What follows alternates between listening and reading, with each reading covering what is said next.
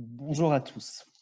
Alors, comme vous avez pu peut-être le remarquer, il y a eu un bug sur Facebook, sur le live Facebook, qui nous a contraints à devoir passer directement par Zoom. Cela dit, on a pu quand même enregistrer l'ensemble de la conférence avec Albert. Il nous manquait simplement l'introduction, et donc je vais vous la redonner afin d'ancrer le propos et le travail que nous avons réalisé. D'abord, je vous présente simplement le conférencier, le docteur Albert Moukébert, qui est neuroscientifique, qui est psychologue clinicien, qui est professeur à la fac de Paris 8 et très engagé au niveau citoyen avec son association Chiasma, qui d'ailleurs je vous invite à aller voir ce qu'ils font parce que c'est vraiment intéressant, notamment en santé publique, sur les nudges par exemple, ou pourquoi les gens prennent telle ou telle décision pour leur santé, etc. Avant de démarrer à proprement parler la conférence, je voulais introduire le propos avec Herbert Simon et le concept de rationalité limitée. À la fin des années 50, Simon, qui est un grand contributeur du constructivisme et prix Nobel d'économie, rompt avec les conceptions néoclassiques d'Homo economicus, capable de prendre en toutes circonstances les meilleures décisions possibles, quel que soit le contexte ou la complexité de la situation. Tout serait une question de méthode et de bon sens. L'avènement des neurosciences va donner raison à Simon. La capacité de décision d'un individu est bien altérée par un ensemble de contraintes comme son état physiologique, le manque d'informations, le manque de temps et les désormais très à la mode biais cognitifs. 60 ans après, nous semblons néanmoins nous accrocher encore à cet idéal néoclassique. On nous propose de libérer notre cerveau, de faire du brain hacking pour développer le potentiel caché de notre esprit. Et le concept de rationalité limitée semble être réduit au seul biais cognitif régulièrement présenté comme un phénomène honteux et à combattre chez les autres. En réalité, la rationalité limitée dont parlait Simon était globalement une bonne chose. C'est pourquoi, avec Albert, nous avons fait le choix cet après-midi de redonner leur lettre de noblesse à l'incertitude, aux imperfections de notre cerveau. Si bien que nous parlerons peu des biais cognitifs pour aborder les aspects sur lesquels nous pouvons réellement agir. Notre état physiologique, nos propres croyances, la qualité de l'information, le temps nécessaire à la réévaluation des décisions que nous prenons, car nous verrons que dans un environnement incertain, les solutions sont bien moins importantes que notre capacité à les faire évoluer en permanence avec l'acquisition de nouvelles connaissances. Je vais laisser donc la parole à Albert pour la suite de la conf. On commence. Ok, allez, go. Okay. Donc, j'étais en train de dire, présentation, pourquoi est-ce qu'on ne pense pas tous la même chose? Parce que c'est quelque chose de bizarre, vu que je reprends juste un peu de ce que je disais, vu qu'on vit dans une réalité commune. Pourquoi est-ce qu'on ne pense pas tous la même chose? Donc, on a parlé des différences génétiques, différences environnementales, mais même si on contrôle pour ces deux choses, on ne penserait pas la même chose pour une sorte de limitation biologique de notre cerveau. Quelqu'un a un retour audio, mais ils vont la couper. Et la raison biologique, c'est ces trois raisons. Un, qu'on ne peut pas tout percevoir. Donc, même si on a un monde réel en commun, je dois choisir une fraction infiniment petite de ce monde en commun que je peux percevoir. Même de ce que je perçois, je ne peux pas tout retenir. Mon attention est très, très limitée. J'étais en train de dire, même si je prends un livre et je vous dis juste de lire ce texte-là, et je vous demande de le répéter, vous ne pouvez pas le retenir. Notre attention est vraiment limitée. Et on navigue dans un monde très, très complexe. Limite, si le monde était très simple, je pense qu'on penserait à peu près, en tout cas, on aurait beaucoup moins de différences d'opinion. En gros, c'est comme si, je ne sais pas, moi je suis né et je décide de devenir médecin parce que mon grand-père a une maladie rare, et vous êtes né ou vous n'avez pas un grand-père qui a cette maladie. Ça va être quelque chose de très important pour vous, et vous allez ignorer son existence. Et pourquoi? C'est parce qu'on ne peut pas tous être au courant de tout. On ne peut pas tout stocker. C'est-à-dire, si je pouvais être au courant de tout ce qui se passe sur la Terre, et vous aussi, si on pouvait prendre en compte tous, je pense qu'il y aurait beaucoup moins d'incertitudes et beaucoup moins de divergences d'opinion. En gros, ce que j'essaye de dire est très bien illustré par ce jeu. Où est Charlie? Et si vous regardez ce jeu, la tâche est vraiment bête. Il faut juste retrouver un visage sur une photo qui fait même pas genre euh, sur mon écran en tout cas, qui fait même pas 12 inches de diagonale. Mais on n'y arrive pas. Pourquoi? Parce que l'image est complexe, parce que notre attention est limitée, parce que le simili est petit. Imaginez cette scène, mais je vais changer le jeu, donc il faut quand même identifier, mais je mets sur une grande table, plein de pommes et une banane, il faut identifier la banane. Vous allez trouver ça hyper stupide. C'est juste que j'ai agrandi les stimuli pour que votre attention et votre perception soient assez bonnes pour pouvoir le faire. Et on peut faire la même chose avec Où est Charlie, mais avec de l'intelligence artificielle, juste pour le fun. Je vous montre une vidéo. Donc ça, en anglais, Charlie s'appelle Waldo. Et des chercheurs ont voulu euh, entraîner une machine à chercher Waldo, donc une machine à un peu plus d'attention et une capacité perceptive un peu plus importante que nous, parce qu'on peut l'hyper-entraîner sur une tâche particulière. Et donc, on lui donne un œil et une main. Vous allez voir, la machine regarde la page de où est Charlie et elle peut analyser tous les visages d'un coup. Alors que nous, on doit aller visage par visage, oui, non, et trouver Charlie. Et la seule différence, c'est vraiment les ressources attentionnelles et perceptives. Et donc, on n'arrive pas vraiment à se mettre d'accord, surtout parce qu'on n'est pas tous en train de gérer les mêmes informations, parce qu'on ne peut pas les stocker. Même si on était exposé aux mêmes informations, on ne peut pas stocker tout, et donc on aurait des divergences d'appréhension du réel. Et ça soulève une autre question très importante. Si chacun est en train de se concentrer sur ce qui l'intéresse, du coup, comment est-ce qu'on sait ce qu'on sait? Comment est-ce qu'on acquiert une connaissance? On peut acquérir des connaissances sur le point individuel, mais on peut aussi acquérir une connaissance sur le point de l'espèce. Et pendant longtemps, pour acquérir de la connaissance, on utilisait ce qui s'appelait des explications intuitives. En gros, si quelque chose avait l'air d'être logique, on disait « OK, c'est logique ». En médecine, l'exemple le plus commun pour les explications intuitives, c'est évidemment la saignée.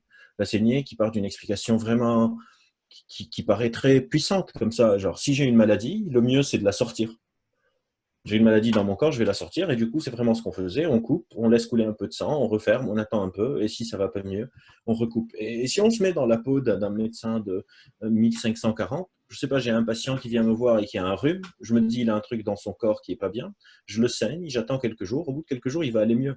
C'est juste que moi, j'ignore l'existence du système immunitaire. Et donc, je me dis, la saignée, c'est cool. Et si j'ai un patient qui vient et qui a la tuberculose, je le saigne. Au bout de quelques jours, il ne va pas mieux. Je le ressaigne. Il ne va pas mieux. Je le ressaigne. Il ne va pas mieux. Et quand il meurt, je vais dire, bah, la maladie était trop forte. Je ne vais pas remettre en cause parce que je gère les informations que j'ai. Et cette capacité à faire des liens intuitifs, il y a plein d'autres trucs hyper drôles sur le sujet. Par exemple, là, il y a un chercheur qui s'appelle Tyler Vigen, vous avez le nom du site en bas à droite, qui télécharge des banques de données publiques pour montrer comment, si on ne se demande pas comment est-ce que quelque chose marche, parce que vous allez voir que c'est ça la vraie révolution dans comment on acquiert de la connaissance en tant qu'espèce, la méthode scientifique quelque part, c'est juste une sorte de représentation de ce questionnement. Ne se demandez pas est-ce que ça marche ou pas, mais comment est-ce que ça marche, le mécanisme d'action. Et là, sur cette courbe, vous avez en noir le nombre de films dans lesquels est apparu Nicolas Cage, en rouge le nombre de personnes qui sont mortes noyées dans une piscine, une corrélation à 66%, et on peut se dire il faut demander à Nicolas Cage de faire moins de films, qu'il y ait moins de gens qui crèvent noyés dans une piscine. J'ai trouvé une récemment sur le Covid, cette beauté. Le cas de Covid par pays en fonction du nombre de McDo. En gros, plus il y a du McDo et plus il y a du Covid. Et en gros, la vraie cause du Covid, c'est pas le pangolin, mais c'est le Big Mac.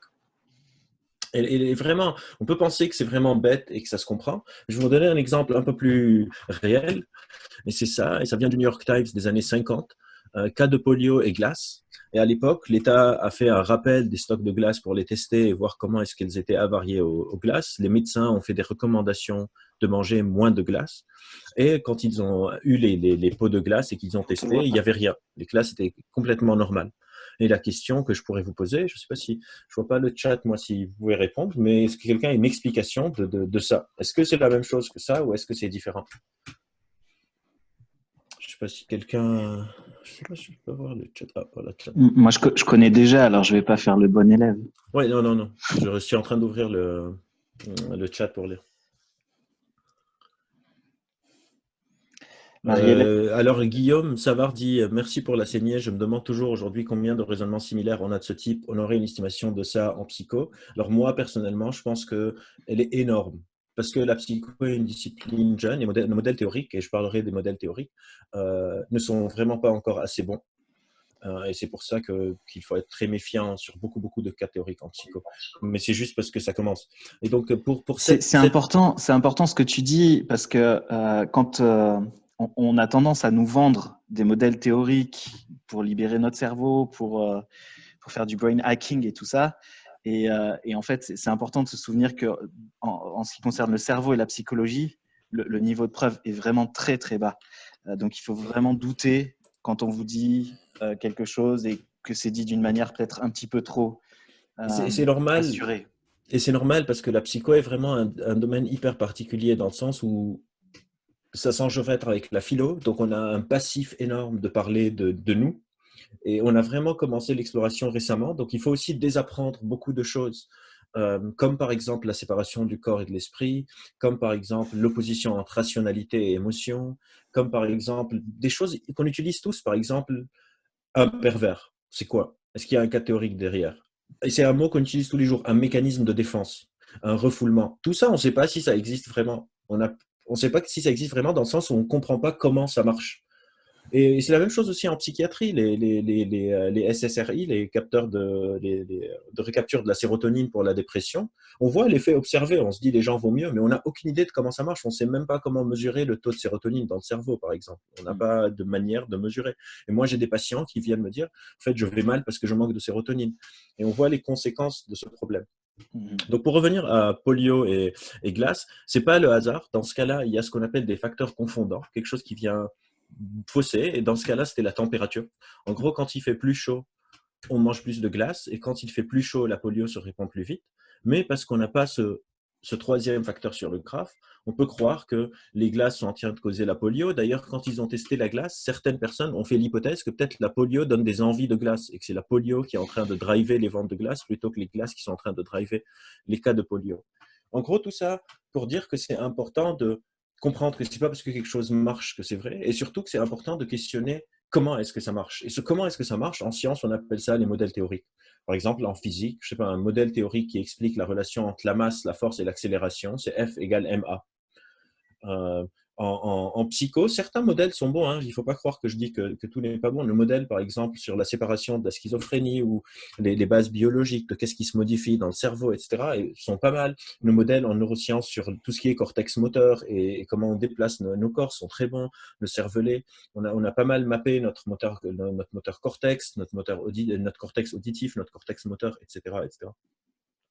Mais c'est important de comprendre qu'il faut se demander pourquoi et comment est-ce que ça marche. Et ces modèles théoriques en science, on les met en formule, on les met avec des mécanismes d'action, etc. Mais c'est aussi important de se rappeler qu'on est tous tout le temps en train de créer des modèles théoriques. C'est juste que quand on crée des modèles théoriques, nous, on n'a pas de formule pour ça. On appelle ça, nous, des modèles théoriques implicites. En gros, là maintenant, vous êtes en train de créer des modèles théoriques sur moi. Et moi, éventuellement, sur vous. Vous avez des modèles théoriques sur votre couple, sur votre travail, sur vos patients, sur vos clients, sur l'économie, sur le Covid, etc., etc. C'est juste qu'ils ne sont pas explicités. Notre cerveau est une sorte d'organe qui est tout le temps en train de créer des sets de règles pour pouvoir prédire le réel et après confronter nos prédictions au réel et dans le meilleur des mondes, adapter ces prédictions. Des fois, Mais on dénature le réel. Je ne sais pas si quelqu'un... Pensez à couper votre micro, tout le monde, c'est important. Et donc, c'est de là que vient le fameux dicton des années 20, la carte n'est pas le territoire. En gros, si le territoire, c'est le monde réel, on a juste, nous, accès à des représentations de ce territoire dans notre cerveau qui peuvent être de plus ou moins bonne qualité. Et on va essayer de parler aujourd'hui de qu'est-ce qui fait que certaines cartes peuvent être bonnes et qu'est-ce qui fait que certaines cartes peuvent être mauvaises et comment est-ce qu'on peut essayer de douter un peu et de ne pas croire que toutes les cartes qu'on crée sont très très bonnes. Et donc penser à cette relativité de l'erreur, que des choses peuvent être moins bonnes que d'autres et plus bonnes que d'autres. Par exemple, en physique, Newton est venu à améliorer la version d'avant, Einstein a amélioré la version de Newton, etc., etc. Et on a besoin de faire un peu la même chose en psychologie. C'est pour ça, par exemple, que la psychanalyse, c'est dire en gros que le premier mec qui a pensé à l'appareil psychique humain a eu tout le cadre théorique bon. Genre, les chances sont quand même assez basses de faire ça. Et donc les sciences comportementales, c'est quoi le rapport aujourd'hui pour notre sujet? C'est on parle d'attention, de perception, comment est-ce que je perçois le monde, comment est-ce que je prends une décision, comment est-ce que je peux changer, l'influence du groupe. Et ça vient de plusieurs disciplines. Et les sciences cognitives ont émergé justement pour essayer d'avoir des cas théoriques unifiés entre la psychologie, les neurosciences, la sociologie, l'anthropologie, la philosophie, etc., pour essayer d'avoir une sorte de truc qui se tient. Si on parle de manière plus... Pardon, j'ai une diapo qui manque, je vais juste la chercher. Elle est là, je ne sais pas pourquoi elle a été cachée. Si on parle de comment est-ce qu'on peut schématiser tout ça pour des sujets qui peuvent nous intéresser aujourd'hui, on peut faire ce schéma. Il est un peu schématique, hein, c'est pas exactement comme ça, mais la première fois que je suis exposé à une information, c'est une connaissance. Par exemple, je peux vous dire que je suis libanais, c'est une connaissance, vous pouvez vous en foutre et ne plus y penser à aucun autre moment de votre vie. Mais par contre, si plusieurs connaissances viennent coaguler un peu ensemble autour d'un même sujet, par exemple, première fois que j'entends parler du Covid, peut-être que je me dis, c'est pas grave, c'est juste une grippe. Et j'y pense plus. Puis j'entends que quelqu'un est mort. Je dis, ouais, bon, il y a des gens qui meurent tout le temps, c'est pas si grave. Puis j'entends qu'il y a des cas maintenant en Italie. Et petit à petit, ça peut commencer à faire émerger une croyance. Peut-être que ce truc est un peu plus grave que ce qu'on croit. Une croyance sur laquelle je veux agir peut devenir une intention, et une intention que je concrétise peut devenir une action. Et on a plusieurs pièges qui peuvent venir se loger pour essayer de casser cette chaîne. En gros, je peux être exposé à une fausse connaissance, genre, par exemple, les fake news peuvent être des fausses connaissances. De bonnes connaissances peuvent faire émerger une fausse croyance. Par exemple, là, ça, c'est une bonne connaissance. Mais elle a fait émerger une fausse croyance qui dit que c'est la polio, c'est les glaces qui sont en train de causer la polio. C'est pas vrai qu'à partir de bonnes connaissances, et ça va être un sujet dont sur lequel on va s'attarder. C'est pas parce que je suis exposé à de bonnes connaissances que j'ai fait émerger une bonne croyance. Comment est-ce que les agence entre eux peut être très mauvais. Une croyance peut ne jamais donner lieu à une intention. Je peux savoir, je sais pas que on tue des animaux pour les manger et me dire bah je veux pas arrêter de manger de la viande. Et une intention peut ne jamais devenir une action. Par exemple, entre l'intention et l'action, on a ce qu'on appelle le intention-action gap, le trou intention-action. Une des formes de intention-action gap que vous connaissez tous, c'est la procrastination. La procrastination, c'est juste le nom commun pour une forme de intention-action gap. On a plusieurs choses de intention-action gap. Par exemple, moi, j'ai créé un labo qui étudie le intention-action gap face au réchauffement climatique. On a tous de bonnes connaissances, genre il n'y a pas autant de climato-sceptiques comme aux États-Unis, en tout cas en France. La majorité des gens ont la croyance que c'est pas bien ce qu'on fait pour le climat. Beaucoup de gens disent ah ouais, il faudrait qu'on change nos modes de vie, mais derrière il n'y a pas de concrétisation.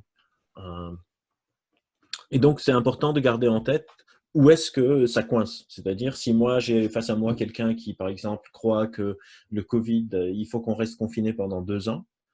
Il faut savoir, est-ce qu'il se base sur de fausses connaissances? Est-ce qu'il se base sur de bonnes connaissances, mais il a une croyance qui émerge parce qu'il les agence différemment? Quelle est son intention? Et est-ce qu'il la concrétise en action?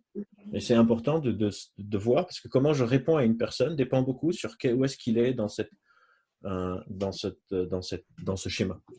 Il y a Lucas qui demande le gap entre l'intention et l'action. Est-ce que c'est une forme d'acrasie? Alors, il y a plusieurs formes d'intention-action et l'acrasie est une des formes du intention-action gap. On peut séparer, par exemple, l'acrasie Tu peux définir l'acrasie pour les nuls, comme Charles Guérin, par exemple? Alors, l'acrasie, c'est un peu le fait d'agir à l'encontre de son meilleur jugement. Je ne sais pas s'il y a un mot en français, parce qu'à la base, c'est acrasia. C'est vraiment agir contre soi-même. C'est quand on dit que quelqu'un, je sais pas, a une volonté faible ou il peut pas, genre c'est le contraire de qui veut peu un peu. Je sais pas si c'est ce que Lucas voulait dire par acrasie, mais je dirais que c'est vraiment le contraire de tout ça. En français, c'est un peu difficile. Oui, chez nous, Oui, par genre exemple. pas mettre la digue quand tu sais très bien qu'il faudrait la mettre. Genre, c'est prendre un peu à la légère, etc. Et oui, c'est pas de la procrastination, c'est genre, tu sais ce qu'il faut faire, ça te coûte pas grand-chose de le faire, mais tu le fais pas. Euh, et oui, c'est des formes. Donc, il y a plusieurs formes de intention action gap. De pourquoi on a une intention, on passe pas à l'action. Des fois, c'est des doubles contraintes, des fois, c'est pour des raisons de dissonance cognitive, etc. Des fois, c'est le stress qui nous empêche de passer à l'action parce qu'on a peur. Des fois, c'est la flemme. Et il y a plusieurs raisons. Par exemple, dans le réchauffement climatique, il y a vraiment plein de motivateurs. qui agrandissent le intention action gap. Ça peut être par exemple une raison, mais juste pour que ça soit plus clair, qu'on a découvert qui augmente le intention action gap face à l'urgence climatique. Ça va peut-être vous surprendre, mais c'est les éco-gestes. Les gens, en gros, ils éteignent les lumières chez eux, ils ne prennent pas de sac plastique au supermarché. Ça leur donne une sorte d'illusion d'avoir fait des trucs. Et du coup, après, ils prennent des avions pour amener toute la famille au Chili, voire, ou je sais pas, genre en Argentine, voir Terra del Fuego est le point le plus éloigné sur la planète. Et du coup, l'intention, elle chute parce qu'on fait autre chose. Le coût du changement, c'est un peu autre chose. Le coût peut faire partie de Intention Action Gap, mais j'ai juste peur qu'on rattache ça à la résistance au changement. La résistance au changement est souvent un truc systémique et pas individuel. J'ai écrit un article sur ça qui est sorti dans l'Express. Je pourrais vous l'envoyer si ça vous intéresse. Pourquoi la résistance au changement chez l'individu est un peu un mythe. Par exemple, si on dit à tout le monde demain, le SMIC passe à 3 000 €, je ne pense pas qu'il y aurait une résistance au changement. Genre, la résistance au changement est vraiment quelque chose qui dépend beaucoup plus d'un système que d'un individu et du contexte autour.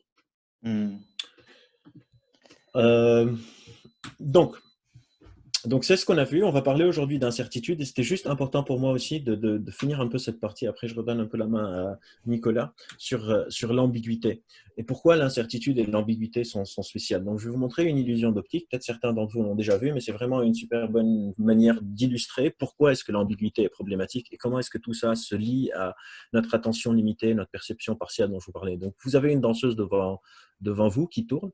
Et on n'est pas tous dans la même pièce, donc c'est compliqué. Mais certains d'entre vous sont en train de la voir tourner dans le sens des aiguilles d'une montre et d'autres sont en train de la voir dans le sens inverse des aiguilles d'une montre. Et la question, c'est genre, pourquoi? Pourquoi est-ce qu'on regarde le même écran et on ne voit pas la même chose? C'est juste, vu qu'on n'est pas dans la même pièce, vous ne pouvez pas avoir accès au fait que d'autres, donc peut-être que vous n'allez pas me croire. Je vais faire en sorte que chacun d'entre vous puisse la voir tourner dans les deux sens. Donc la danseuse du centre ne va pas changer. Mais si vous regardez à droite puis au centre, la danseuse du centre commencera à tourner dans le sens inverse des aiguilles d'une montre. Normalement, avant, vous étiez genre 80% à la voir tourner dans le sens des aiguilles d'une montre. Si vous regardez à droite puis au centre, elle va tourner dans un sens. Si vous regardez maintenant à gauche puis au centre, elle va tourner dans un autre sens.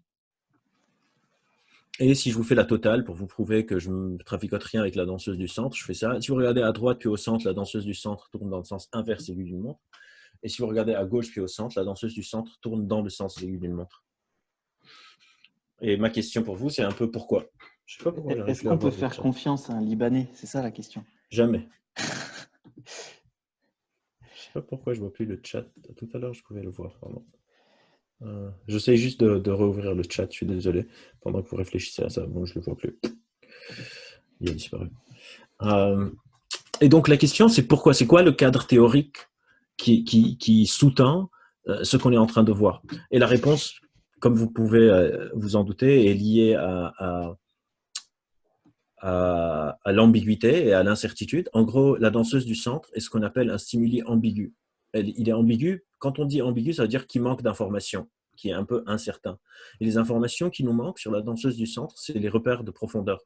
En gros, on a un mouvement en 3D, mais une image en 2D. On ne sait pas quand est-ce que la jambe passe devant ou derrière, devant ou derrière. À gauche et à droite, ce qu'on a fait, c'est qu'on a juste mis des lignes directrices et vous pouvez voir la profondeur. Le rouge passe derrière le bleu, puis devant le bleu.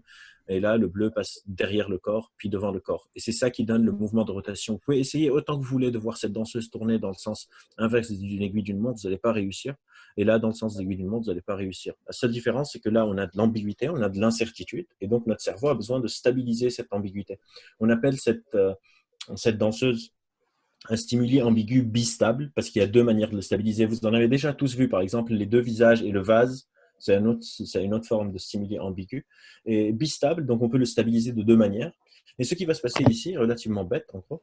Vous regardez quelques secondes ici, vous allez former un a priori, comme un a priori d'une opinion, mais un a priori dans ce cas-là visuel, et vous allez prendre cet a priori visuel que vous allez former, vous allez réduire l'ambiguïté, vous allez stabiliser l'incertitude, basé sur l'a priori que vous venez de former. Si vous regardez quelques secondes ici, et puis là, vous allez former un autre a priori et réduire l'ambiguïté basée sur cet a priori. On appelle donc cette danseuse un stimuli ambigu bistable. La réalité est ce qu'on appelle un stimuli ambigu multistable. Le réel est quelque chose de très, très ambigu, mais on ne le remarque pas. Et il y a beaucoup plus de manières de stabiliser son ambiguïté, de réduire son incertitude, que de deux manières. Par exemple, moi, comme disait Nicolas dans l'introduction, j'ai fait ma thèse sur la phobie sociale. C'est quoi être phobique social? Être phobique social, c'est avoir un set d'a priori où si je suis en train de parler avec des gens, je réduis l'ambiguïté de leur regard, le building block de la réduction de l'ambiguïté inhérente à nos échanges, c'est l'ambiguïté de la cognition sociale. Je n'ai pas accès à ce que Nicolas est en train de se dire dans sa tête, et donc je ne sais pas qu'est-ce qu'il pense de ce que je dis. S'il est en train de se dire merde, j'aurais jamais dû l'inviter, ou bien c'est super de l'avoir invité. Si j'étais phobique social, j'ai mes a priori, je regarde l'écran, je vois Nicolas et je me dis, je vois dans son visage comment il sourit, qu'il est en train d'être sarcastique et qu'il pense que ce que je dis est nul. Ça va me faire une sorte de boule au ventre. Je vais commencer à perdre mes moyens, peut-être avoir un peu de sudation, commencer à plus savoir vraiment trouver mes mots et peut-être fermer l'écran et courir. Inversement, si j'ai des a priori sur moi que je suis le mec le plus brillant sur la planète, je suis auteur, machin. Je regarde Nicolas et je me dis, je vois dans son regard qu'il est genre mind blown par l'intelligence qui émane de ma bouche. Et je me dis que de toute façon, s'ils n'aiment pas, c'est juste qu'ils sont pas assez intelligents pour comprendre mon génie. Et entre ces deux extrêmes, Nicolas ne change pas du tout. Ce qui change, c'est mes a priori et comment je vais réduire le signal de l'ambiguïté de la cognition sociale. Et on fait ça tout le temps, pour tout. Par exemple, des meilleurs amis, c'est des amis qui peuvent mieux prédire ce que vraiment la personne pense dans sa tête, parce qu'il y a quelque part un substrat réel, ce que Nico est vraiment en train de penser de ce que je dis. Mais on ne va pas aller demander à chacun salut, qu'est-ce que tu en penses? Salut, qu'est-ce que tu en penses? Et de toute façon, en phobie sociale, les gens disent les gens sont gentils, ils me mentent, ils ne vont pas me dire que je suis nul.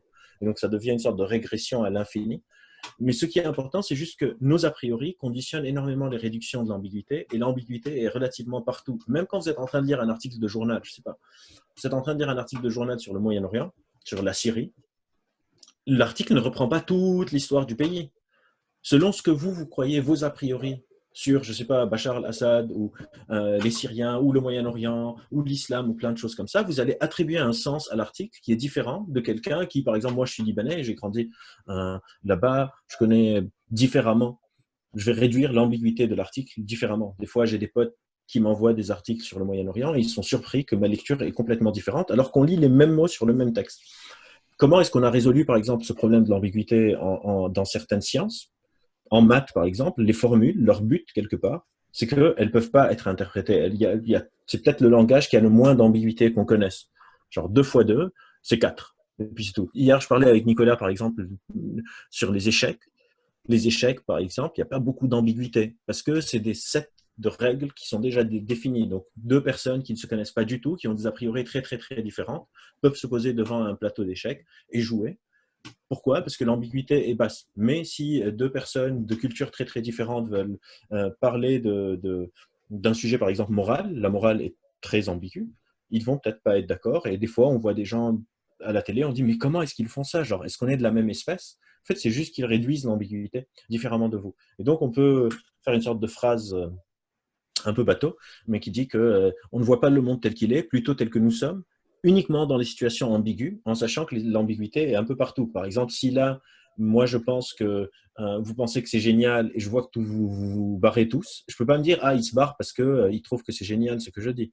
À un moment, le réel est important et le réel vient s'écraser. Si je pense que, je ne sais pas, l'hydroxychloroquine guérit tout le monde, au bout d'un moment, les gens ne sont pas en train de guérir, le réel vient égaliser. Mais des fois, on ne peut pas attendre que le réel vienne égaliser. Et ce serait pas mal de comprendre comment est-ce que je peux mieux gérer mes réductions de l'ambiguïté et idéalement supporter l'incertitude, c'est-à-dire accepter l'ambiguïté. Moi, mes patients qui sont phobiques sociales, ils me disent j'étais en train de faire une présentation et tout le monde pensait que c'est nul. Je leur dis jamais non, ils ne pensent pas que c'est nul. Je vais leur dire comment est-ce que vous savez accepter l'incertitude. Un autre exemple que je donne souvent, c'est sur la jalousie. Qu'est-ce que ça veut dire être jaloux? Être jaloux, c'est avoir des sortes d'a priori sur comment on réduit l'ambiguïté d'un signal. Le signal étant, j'appelle ma copine, elle répond pas. Elle répond pas, c'est ambigu. Je sais pas pourquoi elle répond pas. Si je suis jaloux, je vais me dire, elle répond pas parce qu'elle me trompe.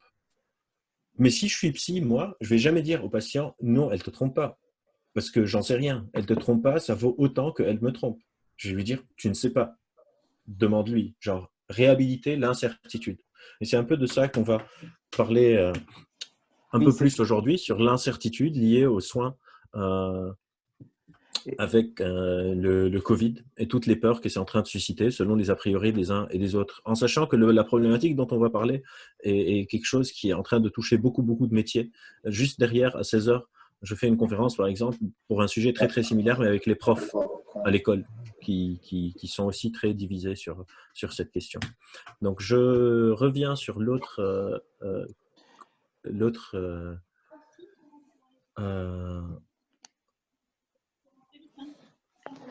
présentation et je laisse un peu la main à Nico.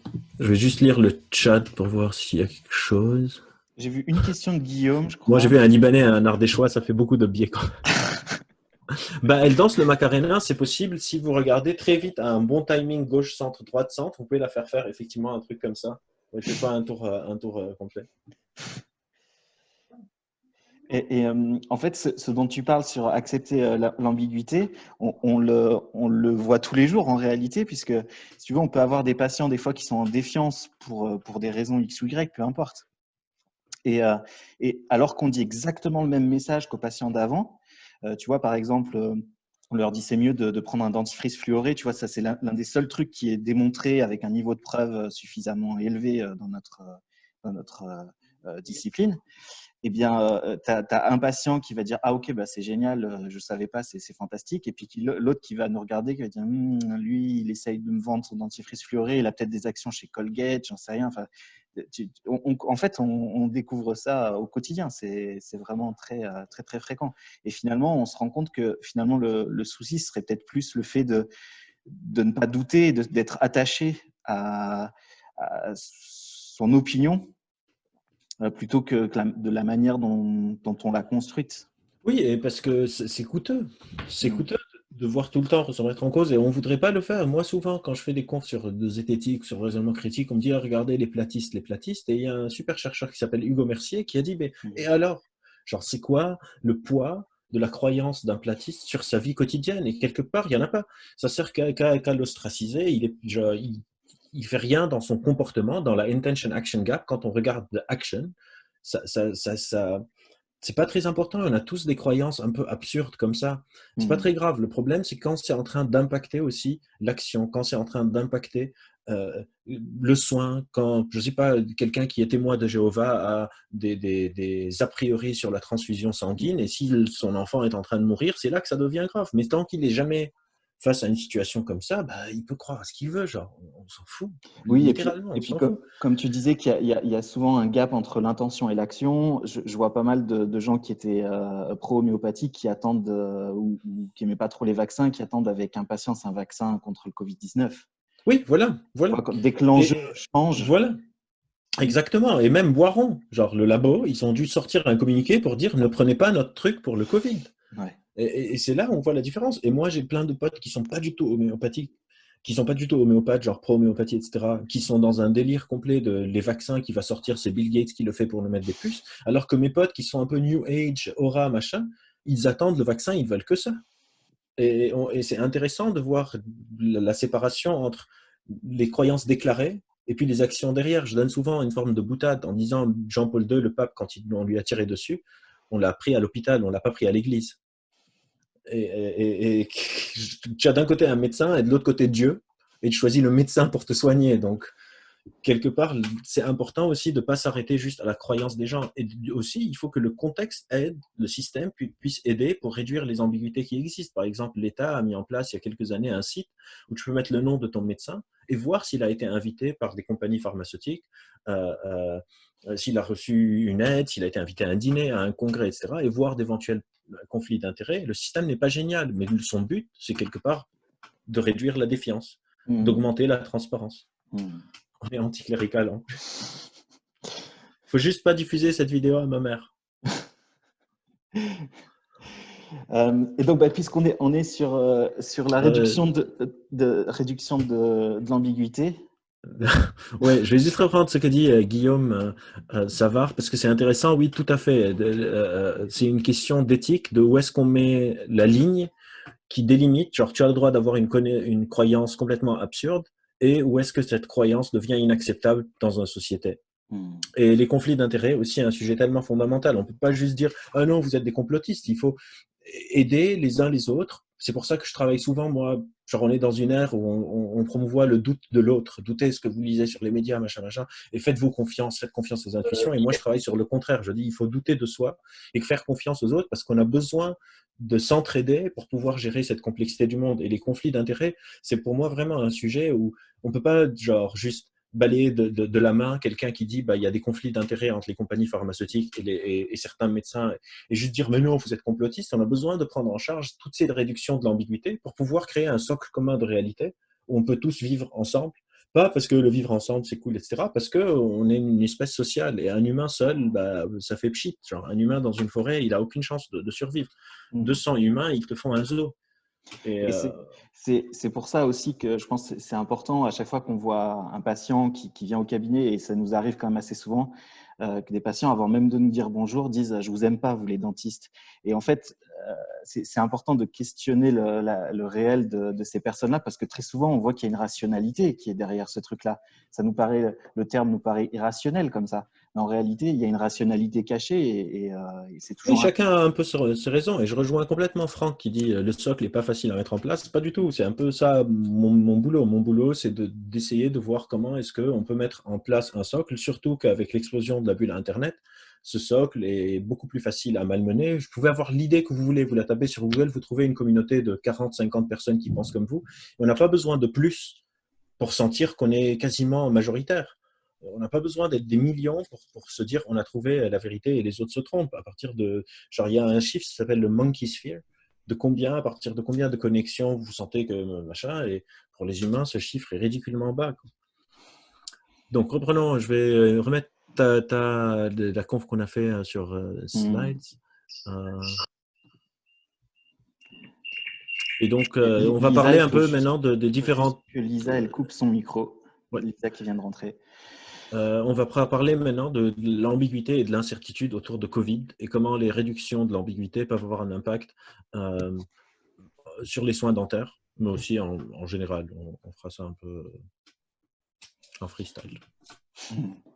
Donc, la première chose pour réduire l'ambiguïté, à mon avis, c'est déjà de sortir de la dialectique de la guerre. On a entendu dès le début, dès la première allocution du président Macron, nous sommes en guerre. Et puis, très souvent, dans la profession, on a entendu on nous envoie au front ou on est en première ligne. Enfin, toute cette dialectique-là, en fait, qui crée une ambiguïté. Parce qu'en réalité, un virus, il déclare la guerre à personne. Il veut conquérir aucun territoire. Il est juste là pour vivre sa vie de virus. Par ailleurs, dans l'inconscient collectif, partir en guerre, c'est bon, être un soldat. Moi, je me sens pas du tout un soldat. Le soldat, il est d'abord reconnu pour sa capacité à se conformer aux ordres. Et puis, un héros, c'est surtout sa capacité d'agir avec une bravoure quasiment suicidaire, en fait, qui est reconnue. Alors qu'en fait, un professionnel de santé, il n'est pas au service d'une hiérarchie, il est au service d'un patient. Et puis en période de crise sanitaire, il est là d'abord pour rassurer le patient. Il doit réfléchir de manière posée pour pouvoir poser des diagnostics, évaluer le rapport bénéfice-risque de telle ou telle thérapeutique et toutes ces choses-là. En fait, du coup, déjà, rien que cette idée d'être en guerre, je pense qu'elle crée une espèce de confusion qui me fait dire que, par ailleurs, à la fin de l'épidémie, on ne veut pas des statues, on ne veut pas des médailles.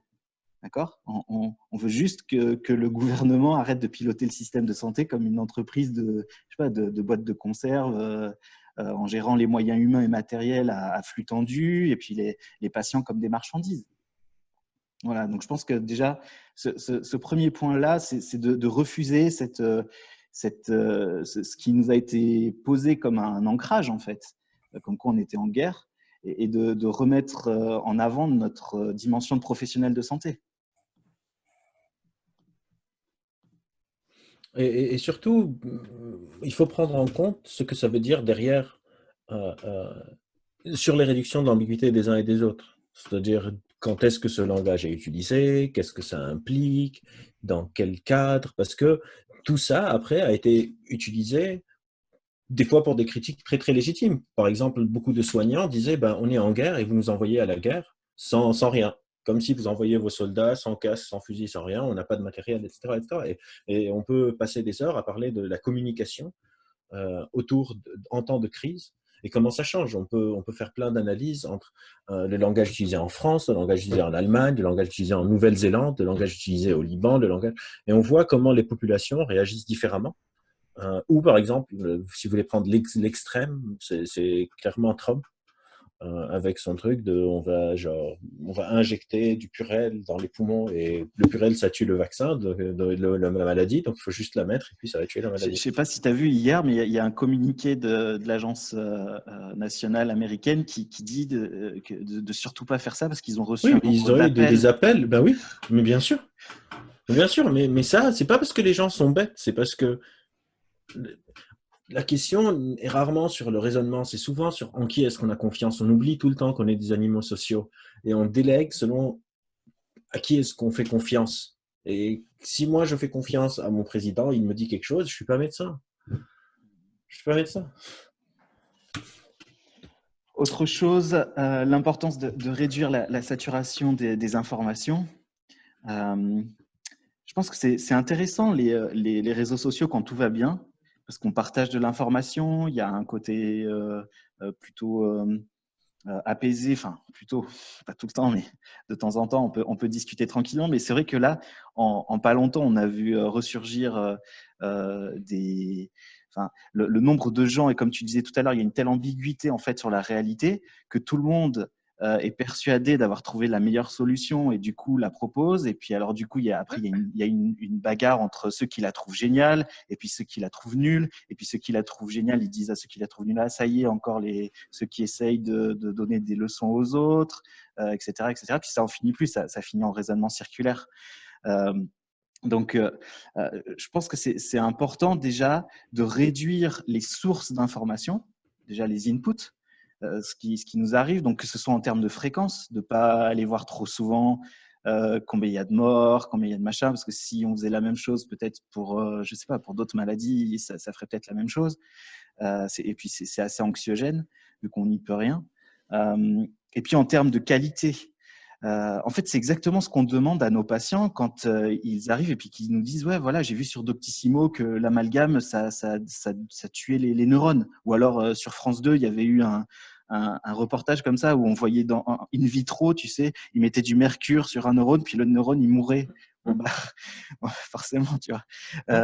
Mais pour autant, c'est pas parce que tu fais ça in vitro qu'in vivo, Et ça tu fait peux. la même chose. Et en fait, ce qui fait la différence entre le patient qui a vu ça et qui est anxieux et puis nous, c'est juste qu'en fait, on a acquis de la connaissance, ça a permis de faire ressortir certaines formes de croyances et les profs nous ont aidés dans ce sens-là. Et puis, du coup, on a eu des intentions, celle de soigner les gens le mieux possible. Et après, on agit pour ça. Et finalement, en fait, comme là, on ne peut pas agir au bout du bout pour l'instant.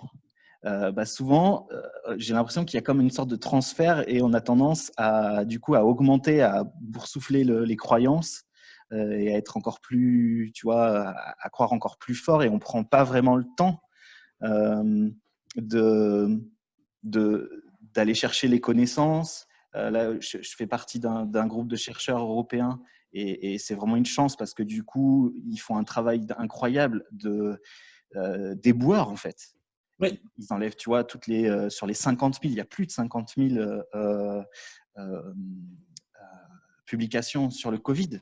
Non, mais là, s'il y a des personnes sur le Zoom qui veulent publier, vous faites Covid et plif, plouf, plaf, vous publiez. Hein. C'est genre le mot secret maintenant. C'est vraiment n'importe quel article qui contient le mot Covid, là, il passe. Ouais. Et effectivement, c'est très, très dur de En fait, gérer le flux. on a calculé qu'il y avait entre 50 et 60% des publications qui ne servaient littéralement à rien. C'est-à-dire, il y a quelqu'un qui donne juste un avis, qui dit ah, le Covid, alors ils font tout le temps la même intro. Le Covid, c'est grave, c'est patin couffin. Puis après, ils disent un truc et après, c'est fini. Donc, ça sert vraiment littéralement à rien. Puis, il y a 35% à peu près de publications qui ont un niveau de preuve faible et les 5% restants, ils sont vraiment utiles, quoi. Et donc, à mon avis, c'est important. En fait, on en revient à la confiance finalement. À qui on fait Oui, confiance pour nous dire, voilà, les recommandations et tout ça. Et donc, il me semble que déjà, la première chose, ce serait d'attendre les recommandations officielles plutôt que des initiatives individuelles ou privées. On a vu beaucoup de gens qui le font d'une manière, je pense, vraiment avec une bonne intention. Mais c'est simplement qu'à partir de 3 ou 4 études, hop, tout de suite, ils font une guideline, ils donnent tout un tas d'avis, puis ils disent plus rien ne sera comme avant. Et en fait, je ne pense pas que ce soit vraiment utile. Pendant que tu parlais, j'en ai profité pour mettre à l'écran autre chose que la conf, juste pour montrer à tout le monde cet exemple, parce qu'on a aussi une croyance très ancrée, pour une raison ou pour une autre, que les gens, c'est ce truc nébuleux, les gens, n'aiment pas, ont besoin d'être rassurés, n'aiment pas l'incertitude. Et on est dans une situation incertaine pour plusieurs raisons, genre le virus est nouveau, et les gens, à nouveau, ne réalisent pas combien on a été rapide dans plein de choses qui nous auraient pris une éternité. Par exemple, je sais pas, la grippe porcine, qui décime plein de porcs et de sangliers, ça fait 50 ans qu'on cherche un vaccin, on ne le trouve pas. Pour le Covid, premier cas autour de novembre, décembre, fin janvier, on avait identifié que c'est une maladie nouvelle, identifié c'est quoi le virus, fait tout le séquençage génétique et développé un test. Karim, tu peux juste couper ton micro, s'il te plaît? Et développer un test pour identifier si une personne est malade ou pas. Et ça, c'est du jamais vu avant. Et derrière, on dit il faut rassurer les gens, on ne peut pas communiquer l'incertitude. Mais c'est pas vrai. La littérature nous montre de plus en plus que, par exemple, ça, c'est un article sur les effets de communiquer l'incertitude, sur la confiance du public en les faits et les chiffres. Et la fin, je vous épargne tout le truc, c'est savoir les résultats de notre article devrait permettre aux communicants en sciences et aux académiciens, et donc les médecins, etc., d'être plus transparents sur les limites de la connaissance humaine. Il faut arrêter un peu aussi d'infantiliser les gens et après d'être surpris par pourquoi ils réagissent comme ils réagissent. Parce que quand on les infantilise, ils ne nous font pas confiance. Et quand moi je viens et je dis non, mais c'est parce que vous ne comprenez pas la méthode scientifique ou la littérature scientifique ou le niveau de preuve n'est pas encore assez élevé, c'est un peu du pipeau. Il faut leur dire, genre, on ne sait pas encore, on fait du mieux qu'on peut, les gars. Genre, faites du mieux qu'on peut, vous voulez. Moi, je dis souvent aux gens, parce que souvent, je fais des confs et les gens me disent, vous, les maladies psychiatriques, vous donnez des médicaments et tout ça. Je leur dis, venez avec moi et je vous montre un jeune qui fait un premier épisode psychotique, qui pense que vous êtes un chevalier du zodiaque. Et on va voir. Si vous pouvez faire mieux, j'adhère avec grand plaisir. Mais c'est important de aussi dire qu'on fait du mieux qu'on peut des fois parce qu'on ne sait pas vraiment quoi faire d'autre. Je reviens à la presse. Je vais juste lire le chat une seconde.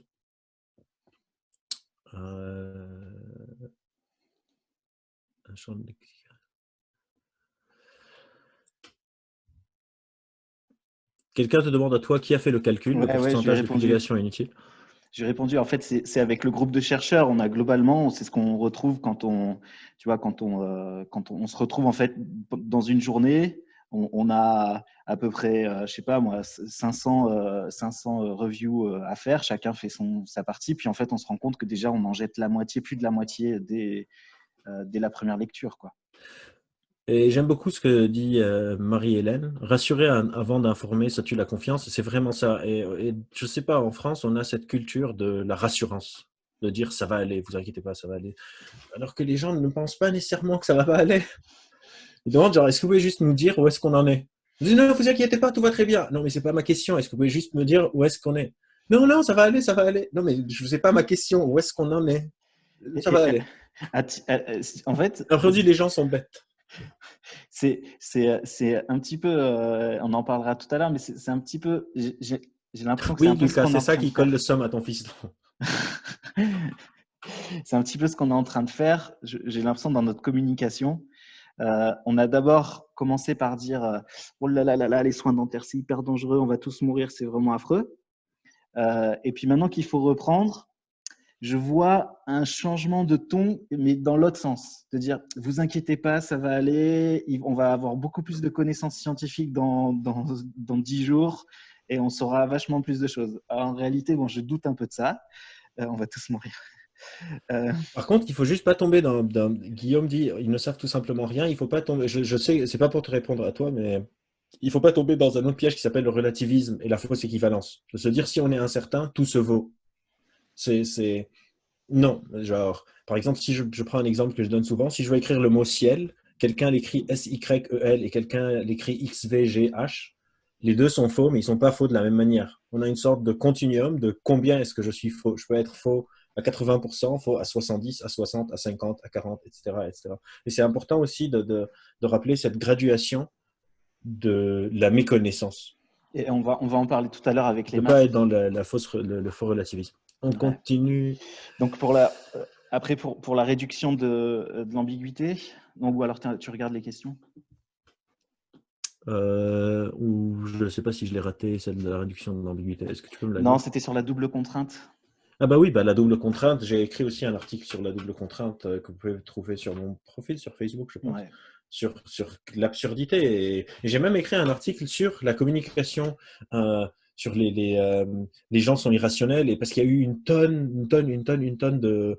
Je peux vous le montrer. Je vais partager l'écran. Bon, ça fait un peu genre, je me la pète parce que c'est moi qui ai écrit l'article, mais c'est pas grave. Tout On le me monde l'a sait que pété tu t'es pendant une répété. seconde. Voilà, tout le monde sait que je me la pète, donc c'est pas grave. Par exemple, ça, c'est un article que j'ai écrit. Non, vous n'êtes pas irrationnel parce que je dis, parce qu'il y a eu plein d'articles qui blâment les biais cognitifs sur pourquoi les gens sont sortis et tout, machin, machin. Et c'est un peu n'importe quoi. Bon, je suis bloqué de mon propre article. Mais je dis, par exemple, je donne l'exemple de la double contrainte. Si on dit aux gens, vous devez rester confinés, mais allez voter, ils vont sortir pour aller voir leurs potes. C'est normal. Si on dit, moi, mes étudiants, la fac a été un des premiers trucs qui a été fermé, et mes étudiants me disent, pourquoi est-ce que moi, je ne peux pas aller à la fac? Et on demande à mon père d'aller quand même bosser, alors que moi, je suis moins à risque que lui. Limite, il faut fermer les boîtes et garder les facs ouvertes. Et ces doubles contraintes aussi sapent la capacité de pouvoir appréhender les choses. Donc, je repars sur notre présentation. Là. Moi, je les vois pas. Je la vois pas les slides, mais je la vois pas la slide, mais c'est pas grave. Non, je ne l'ai pas mise encore. D'accord. Je vais la mettre maintenant. Elle est là. Bim, bim. Voilà. Là, tu la vois normalement, non? Je regarde le truc. Marc, il faut que tu coupes ton micro. Donc, c'est ça, les doubles contraintes et les injonctions paradoxales.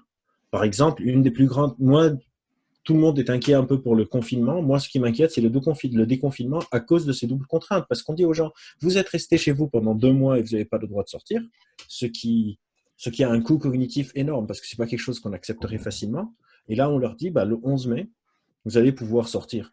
Alors que le virus est encore dehors. Et le coût cognitif que ça va créer est très, très compliqué parce qu'on ne leur dit pas que vous pouvez sortir. Et quand on est confiné dans un espace familier, donc on peut continuer à faire nos habitudes. Quand on sort, le monde sera très différent. Je ne peux pas aller au bar du quartier, je ne peux pas aller au resto, il y aura plein de commerces qui sont fermés.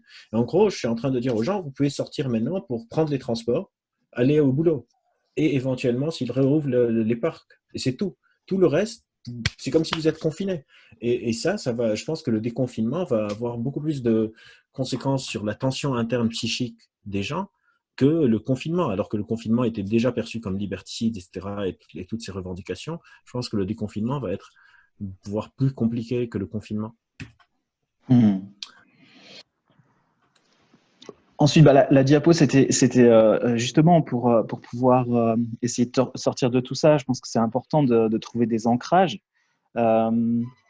Il faut savoir qu'un peu historiquement, si tu veux, nous, on a tendance à chaque problème, on nous a appris qu'il y avait une solution soit technique, soit pharmacologique, en gros.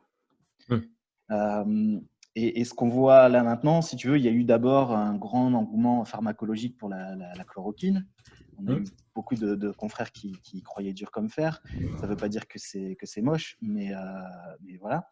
Pour l'instant, on ne sait pas.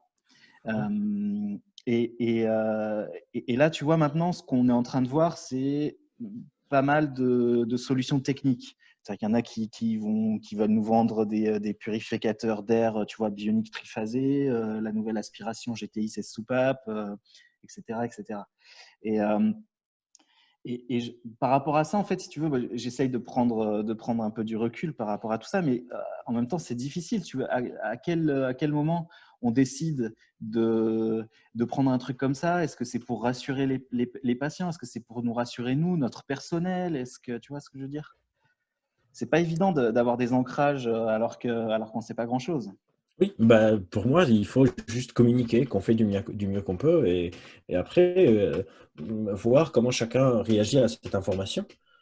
Parce qu'on est tous tout le temps en train de prendre des risques sur plein de choses. La question, c'est à nouveau sur la graduation. Est-ce qu'un risque à 90% est autant acceptable qu'un risque à 10? Non.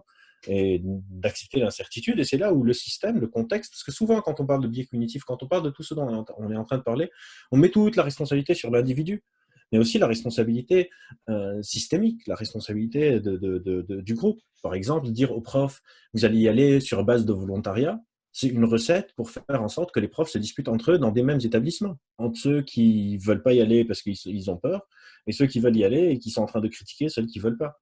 Et c'est très important de ne pas juste parler de l'individu et d'invisibiliser ce qu'il y a autour. Je ne sais pas pour votre profession si l'ordre des dentistes ou quelqu'un est en train de communiquer pour essayer aussi Si, bien sûr, ils font, franchement, ils essayent de combler l'abandon des pouvoirs publics d'une manière vraiment, on sent qu'ils font leur maximum.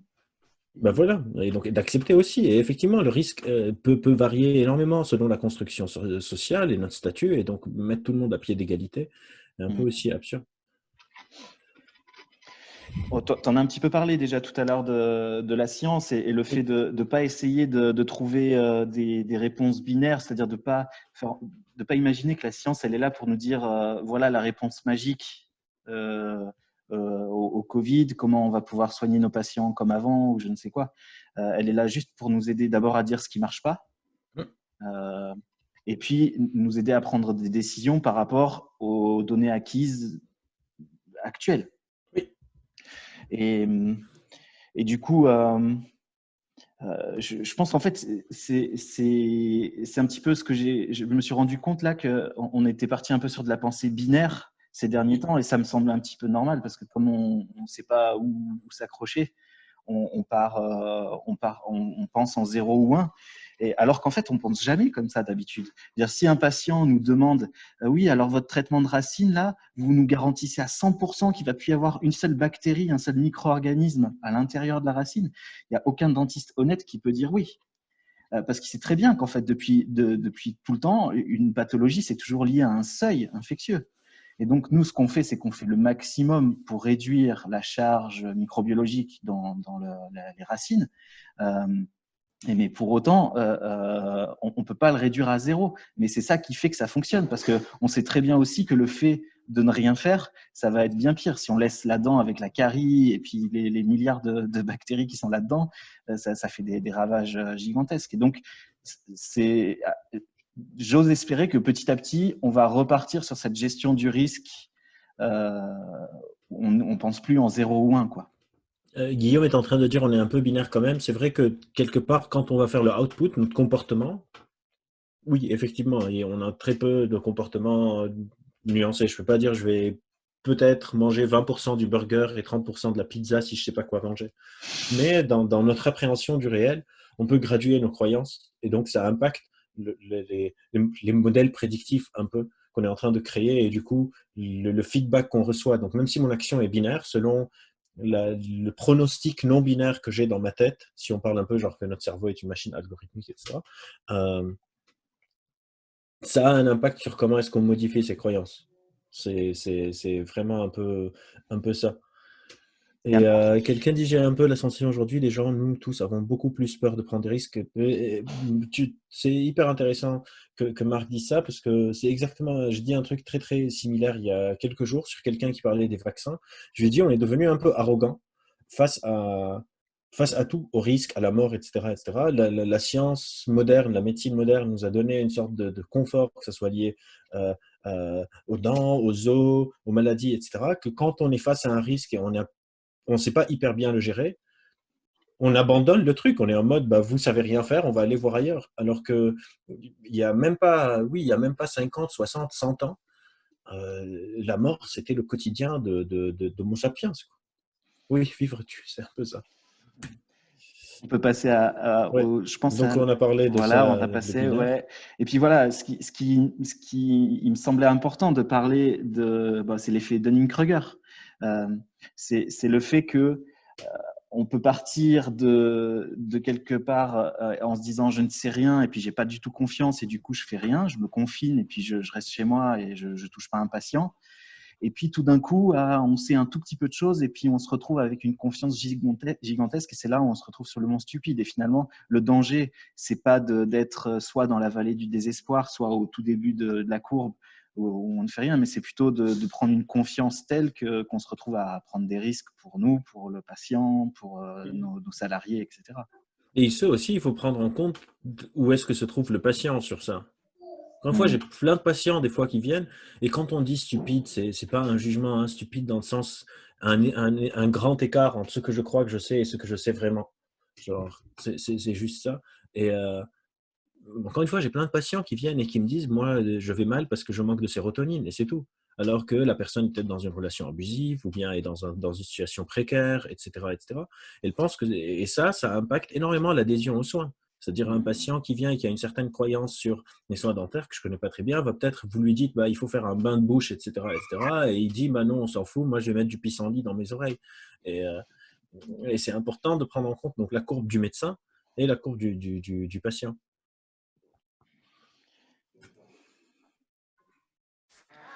Il y a Euh, quelqu'un qui nous dit… Oui, d'avoir la possibilité d'avoir des équipements qui sont peut-être inutiles mais rassurants et de ne pas les avoir et de voir absolument, et je suis complètement d'accord avec la personne qui dit Ouais. ça, que des fois, avoir des trucs inutiles mais rassurants, je dirais que c'est plus important que tout le reste. Et dans des cas d'incertitude extrême comme dans lesquels on est aujourd'hui, c'est très, moi je suis assez critique des personnes qui disent non c'est inutile donc il faut que tu le jettes à la poubelle. Euh, et je parle même pas seulement de l'effet placebo, ça peut être vraiment des habitudes. Et si vous voulez voir combien c'est important ces choses, il suffit juste de regarder. Je fais un grand écart, genre, tout le monde va dire what, de quoi il parle. Les sportifs de haut niveau. Les sportifs de haut niveau, ils ont tellement de rituels. Nadal, quand les joueurs de basket tirent les lancers francs, ils font genre tout ça c'est inutile. Mais si ça les rassure, leur performance est vraiment meilleure. Et c'est important de ne pas croire que l'alpha et l'oméga, c'est juste le niveau de preuve. Par exemple, les masques, au début, on ne savait pas euh, euh, est-ce que ça arrête juste la contamination? Est-ce que ça arrête le fait d'être contaminé? On ne savait pas trop. Est-ce que le virus fait 20 nanomètres ou 30 nanomètres ou 60 nanomètres?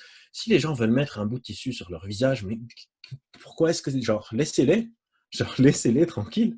C'est pas très grave. Et on revient à cette notion de est-ce que c'est en train d'impacter leur action? C'est typiquement ce qui s'est passé avec les masques. C'est qu'en fait, Et là, il y a la diapo des masques. C'est pas beautiful, ça? oh là là là là, incroyable. C'est qu'en fait, on s'est basé sur des recommandations qui sont des recommandations in vitro et qui sont des recommandations qui sont faites sur un niveau, je dirais, juridique ou de responsabilité. Ces instituts-là nationaux, ils sont là pour donner la recommandation la meilleure pour qu'on tende vers ça. Et c'est normal, en fait, qu'ils disent ça. Mais c'est vrai qu'ils ont manqué de mesures, en fait. Eux, ils n'ont pas du tout, pour le coup, ils ont pensé vraiment en binaire. Et donc, ils ont fait des tests, tu vois, avec genre, ils passent de l'air avec des microparticules. C'est même pas avec des charges virales, infectieuses ou quoi. Hein. Et puis, ben, ils regardent si ça passe ou pas. Si ça passe, ils disent ça sert à rien. Et du coup, il y a beaucoup de gens qui au départ ont mis des masques FFP1, puis on leur a dit mais t'es nul, ça sert à rien. Et en réalité, plus on avance dans les connaissances là, scientifiques pour l'instant, et plus c'est important de garder cet état d'esprit-là, de dire que ça, c'est pas vrai que ça sert à rien, ça sert partiellement. On ne sait pas dans quelle mesure ça sert pour l'instant. On ne sait pas. Il y a pas mal d'études qui nous disent qu'a priori, les masques chirurgicaux protégeraient aussi bien dans certaines circonstances. C'est important de le dire. À chaque fois, c'est dans un Ah contexte oui. bien précis. C'était dans un service où il n'y avait qu'un seul malade Covid. C'était un patient qui avait des aérosols d'oxygène. C'était pas pareil que nous. Mais pour l'heure, en fait, en tout cas, c'est pour dire que c'est quand même important de remettre un peu de relativité là-dedans et pas non plus paniquer parce que on n'a pas de FFP2 et voilà quoi. Et donc, on doit se donner le droit de dire qu'on ne sait pas. Je pense qu'on a assez parlé de ça. Et vraiment, la littérature, et ça, c'est peut-être mon prochain cheval de bataille, c'est un peu de montrer que je ne sais pas d'où est venu ce truc que les gens ont besoin d'être rassurés. J'ai fait une sorte de mini-revue de la littérature cette semaine sur quelles sont les conséquences de communiquer l'incertitude. Et la majorité des articles montre que les gens ne sont pas si cons que ça. Genre, ils comprennent que quand tu leur dis, bah, je fais de mon mieux avec ce que j'ai, et on est encore en train de pousser. Là, par exemple, j'étais en train de te dire, c'est sorti l'article, le professeur Olivier Hermine de Ah oui. l'APHP Ouais. vient de sortir. Ils ont une nouvelle étude ils ont trouvé potentiellement une molécule. Et on voit la différence de la communication entre ça et les premiers résultats sur l'hydroxychloroquine. Là, ils disent qu'ils ont trouvé une molécule qui s'appelle le tocilizumab, bonne chance pour retenir ça, qui réduit de 50% les chances de passer en réa par le Covid. Et il faut dire, ça réduit de 50%, pas dire c'est bon, on a trouvé un remède, vous inquiétez pas les gars, déconfinez demain matin, c'est bon. Et c'est comme ça que ça doit être la communication, un peu de considérer que les autres ont les mêmes capacités que moi et donc ils peuvent comprendre ce que moi je comprends. Et Oui, du coup, exactement, je pense qu'ils ont choisi ce nom exprès. bah, on n'aura peut-être pas le temps du coup de parler de l'effet Cobra, Non, je vais juste parler de l'effet mais Cobra sur un truc vas-y.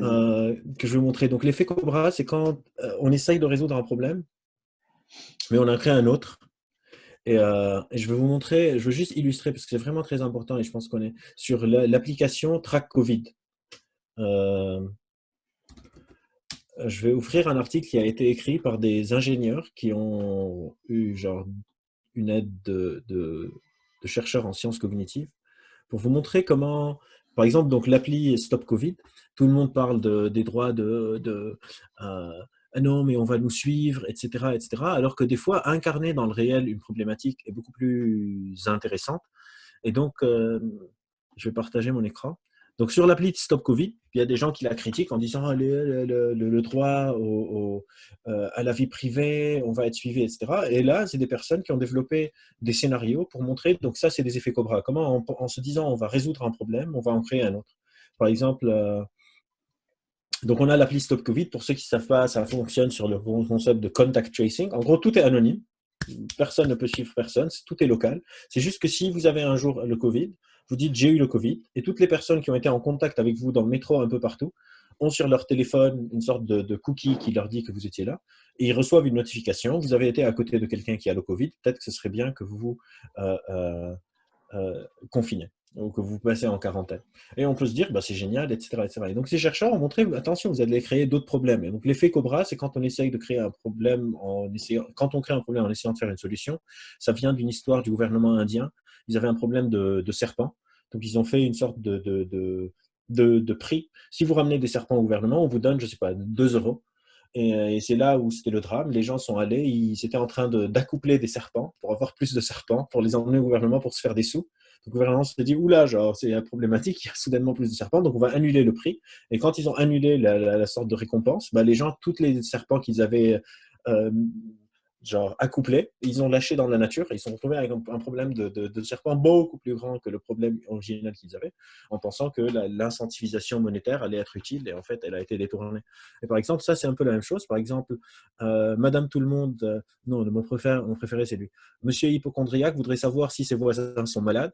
Il prend un vieux téléphone qu'il n'utilise plus, il installe l'application Trace Virus et la met donc Track Covid et la met dans sa boîte aux lettres en bas de l'immeuble. Et à chaque fois que les voisins rentrent et sortent, ils font un contact tracing avec leur téléphone. Et si ça bip, il va savoir que quelqu'un est malade dans son immeuble. Il va peut-être essayer de savoir c'est qui et notifier tout le voisinage. Il y a plein, genre Ronaldo doit disputer le prochain match de la Ligue des Champions. Pour l'empêcher, un adversaire laisse son téléphone à côté de lui, puis se déclare malade.